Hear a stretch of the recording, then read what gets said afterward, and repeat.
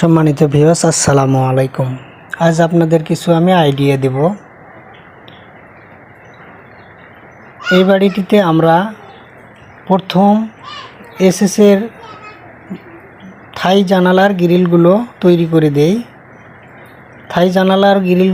করে দেই। এই বাড়িটিতে দেওয়ার পরে আমাদের কাছে এই কাস্টমার বেলকুনির গ্রিলগুলো, এই যে বেলকুনির গ্যাপগুলো তৈরি করার জন্য যোগাযোগ করে।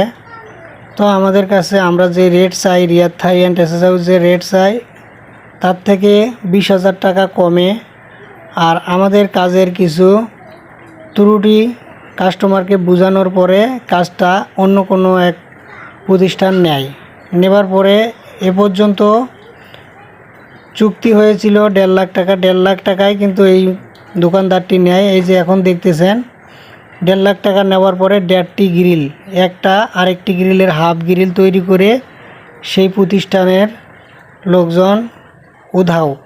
গত 2 বছর হয়ে গেল এই বিল্ডিংয়ের এই যে বেলকুনির গ্যাপগুলো ফাঁকা রয়েছে, এখনও গ্রিল লাগানো হয়নি। তো কাস্টমার আবার ফিরতি ব্যাক করে তার আবার আমাদের কাছ থেকে এসএসের যে বড় গেটটা তৈরি করে নেয়, আর আমাদের কাছে ভুল স্বীকার করে যে মানুষের কথা শুনে অন্য জায়গায় আমাদের কাজটা দেওয়াটা উচিত হয়নি। আপনার কাছে রিয়াদ থাই অ্যান্ড এসএস হাউসের কাছে আমরা কাজটা দিলে সঠিক সময়ে পাইতাম, আমাদের কাজটি পুরোপুরি সাকসেস হয়ে যাইত।